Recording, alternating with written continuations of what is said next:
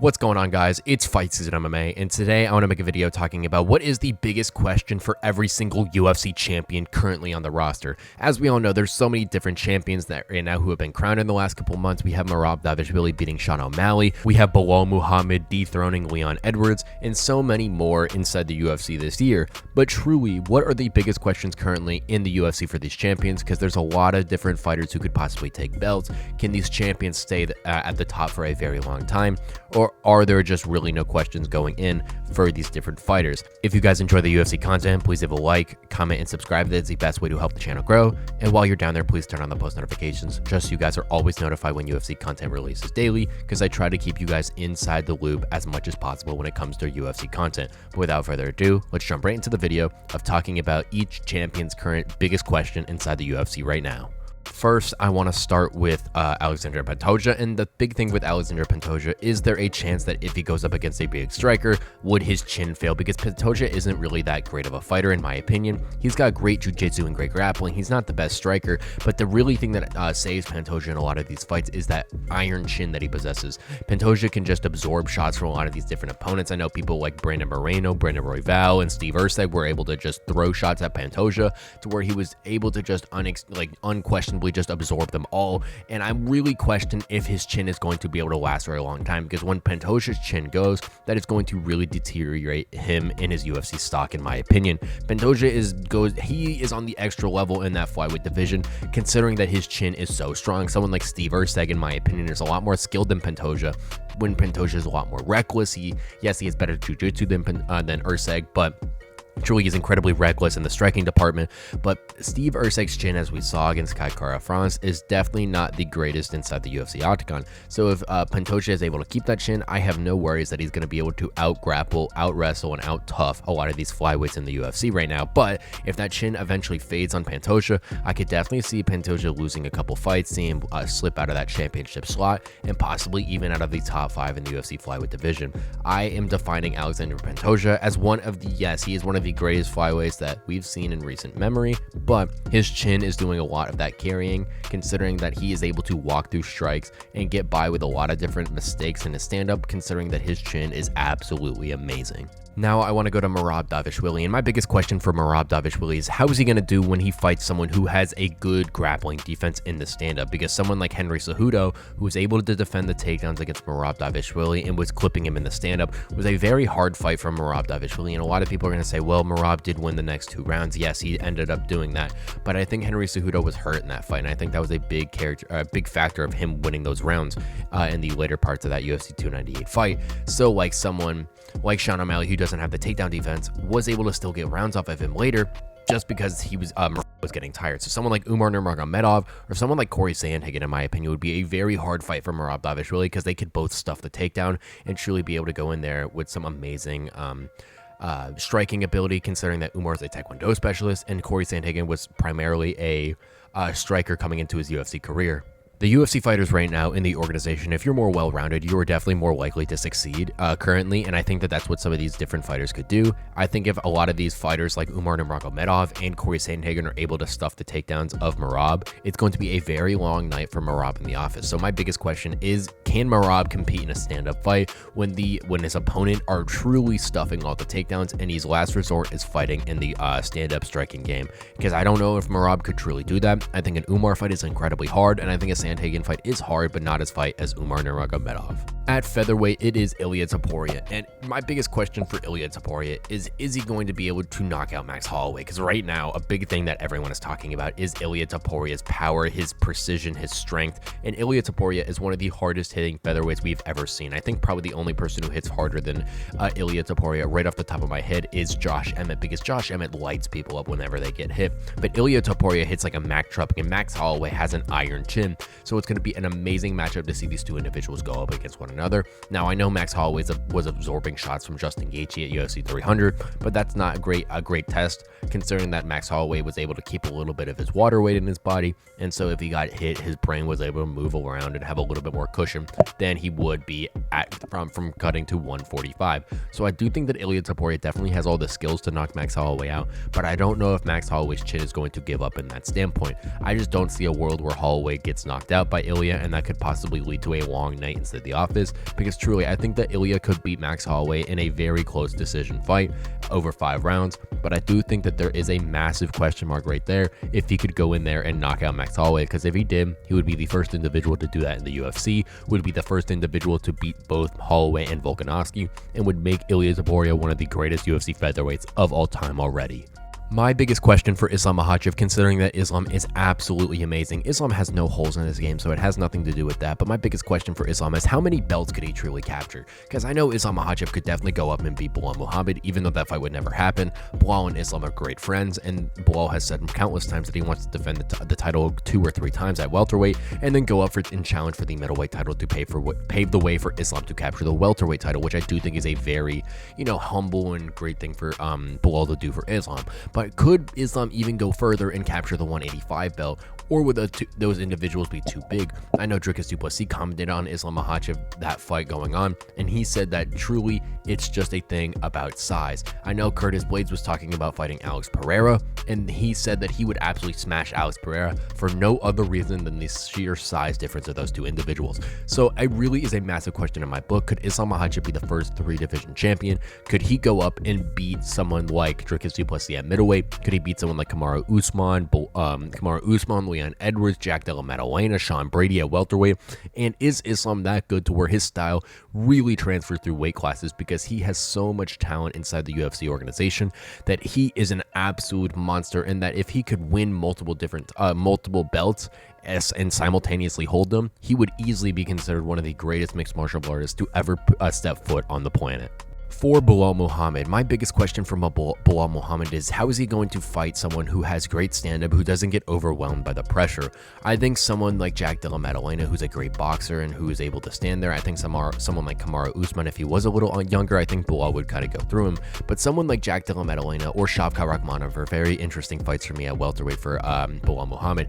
Belal is a great fighter, especially on his pressure and his gas tank, and that's where he makes all of his money. And he outworked Leon Edwards, which is something crazy to see. Not saying I didn't expect it, but just to the sheer ability that Belal worked on his gas tank and that he was able to go forward and truly just push the pace against Leon was a very massive eye-opener to what a gas tank could do inside the UFC. But someone like Shavkat Rakhmonov or someone like Jack Della Maddalena are the new age of fighters, to where they're able to kind of stop the takedown and kind of weather the storm and weather the pressure that comes after him. Shavkat Rakhmonov went into an absolute fist fight with Jeff Neal in one of the bloodiest fights of 2023, which he ended up getting the bulldog choke in a win in the 3rd round.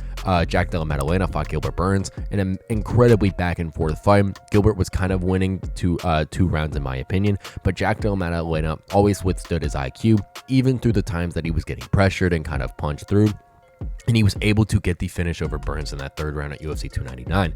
So truly, I really wonder if Belal Muhammad could be able to stay in this stand-up with these 2 individuals if they are able to stuff the takedown, kind of like Merab Dvalishvili. Considering that Belal Muhammad has an amazing gas tank and that he's kind of the welterweight version of Merab, I do think that Belal's striking is a lot more polished than Merab. I do think that his grappling might not be as good, or his gas tank might not be as good, but Belal Muhammad is going to have a very tough time dealing with the next generation of these fighters like Shavkat, possibly Sean Brady again, considering that Brady got so much better in that striking department. Jack Della Maddalena. I think Belal smokes the Aunt Gary, but those 3 fighters, Sean Brady, Jack Della Maddalena, and Shavkat Rakhmonov, can Belal Muhammad beat the next generation is my biggest question.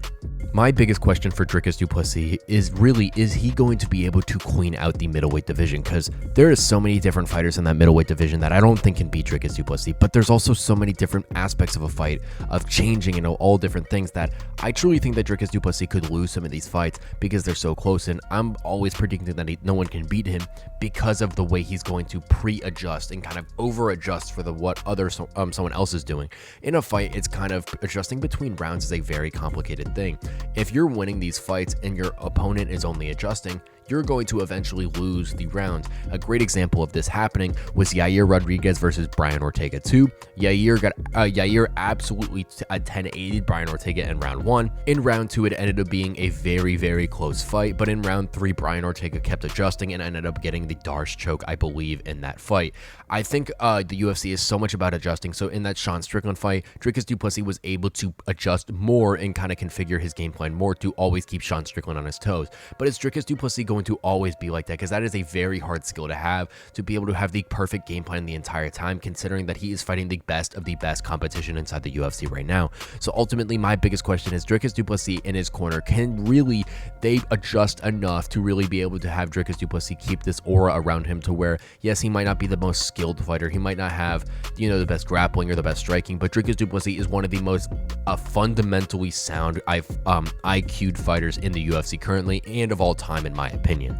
My biggest question for Mr. Alex Poatan Pereira is, can this man actually capture the heavyweight title? And that would make Alex Pereira the first 3-division champion. He won the UFC middleweight title at UFC 281 against Israel Adesanya, which he was losing that fight 3 rounds to 1 going into the 5th, and he ultimately got the TKO finish in that very controversial stoppage at UFC 281, in my opinion, a great stoppage. He ended up losing the middleweight title, moving up to light heavyweight to where he captured the crown there, and there is talks of him possibly fighting someone like Tom Aspinall, Jon Jones, in the UFC heavyweight division to capture a 3rd crown. He would be the first ever individual to do it within the UFC, and that is one of the craziest feats that could ever be managed within the organization.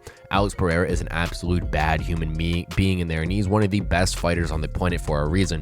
He is an absolute unit in the striking department, and I understand that grappling with his grappling skill set isn't the greatest, and I know he has a yellow belt in judo after that Yuri Prochazka fight. I know that Glover Teixeira gave him his BJJ black belt after knocking out Jamal Hill. I know there is different things like that, but ultimately Pereira's ground game isn't on the level of someone like Jon Jones or Tom Aspinall in the heavyweight division. So I truly wonder, can Alex Pereira, does he have the skill set, does he have the striking ability, can someone with that striking prowess go in and beat an amazing grappler like Jon Jones or Tom Aspinall to capture both or all 3 titles in the UFC, to be the first 3-division champion within the UFC organization? Next, I got Tom Aspinall, and Tom Aspinall, my question is kind of broad, but it is a very interesting question that I want to kind of bring up. Is Tom Aspinall, can he be the greatest heavyweight of all time? And I don't think the bar is that high for him to do so. I know the greatest heavyweight right now is kind of no consensus, or it's kind of consensus that Stipe Miocic is the greatest heavyweight of all time. He's beat the likes of Daniel Cormier, Alistair Overeem, he beat Francis Ngannou once, but Tom Aspinall is already defended his interim title. He beat Sergey Pavlovich in 1 minute and 7 seconds. He beat Curtis Blades in 1 minute. He beat Marcin Tybura in 1 minute and 13 seconds, and truly he is one of the best fighters on the planet for a reason. Tom Aspinall is such a well-rounded individual, especially for that heavyweight division, having the striking speed of a welterweight while being 6'5", 250 pounds is an absolute recipe for disaster for your opponent going in there. Curtis Blades found him in that fight where he was able to put a very stiff jab on Tom Aspinall, but then just couldn't even locate him right after that at UFC 304 in that co-main event. Tom Aspinall is an absolute unit in that heavyweight division, and he has the potential to be one of the greatest fighters of all time in a very weak heavyweight division. I don't see any problem with him cleaning out the division, but truly I really question if Tom Aspinall is going to go on and be known as the greatest heavyweight in UFC history. I know he has all the skills to do so, and I know that there's a massive chance that he has the ability to do, but I think the biggest thing for Tom Aspinall to be able to get over, and the biggest challenge for him, is going to be that mental battle of stepping in there, knowing he's the champ, knowing he's the best, and going in there and kind of keeping that perseverance and that motive to really keep fighting for something. And if he truly is able to keep that, I see no doubt of Tom Aspinall being the greatest UFC heavyweight of all time. And next, we have Mr. Jon Bones Jones, and my biggest question for Jon Jones is the age catching up with him, because Jon Jones is currently 37 or 38 years old. He just came off a torn pec after pulling out of UFC 295, which was scheduled to be his fight with Stipe Miocic the first time. Now he's fighting at UFC 309 against Stipe Miocic the second time at Madison Square Garden, the fight that was ultimately put in place so Jon Jones was able to get his dream fight prior to retiring against the heavyweight GOAT. But Jon Jones, being so old, is possibly going to be able to limit his movement, his ability to kind of have the cognitive ability in there. His power is going to still be there, but is his grappling reaction time going to be the same? Is Jon Jones going to be the same fighter that he was against Cyril Gane? Because even though that was at UFC 285, that was a long time ago, considering that he was one torn pec less. He was still a fighter who, yes, did come off a very long way off, but that rest was able to kind of get him back inside the octagon, where he was still training, still bulking up, and still going for still wanting to go on a heavyweight title run. But now Jon Jones has been out for a while, where he hasn't been fighting. His possibly grappling skills have haven't been the same level as they were. He could be a lot slower, or a lot of different things could happen, especially considering that he is getting up there in age in one of the longest UFC careers in history. Truly, my biggest question for Jon Jones right now is the age catching up to him in his fighting career.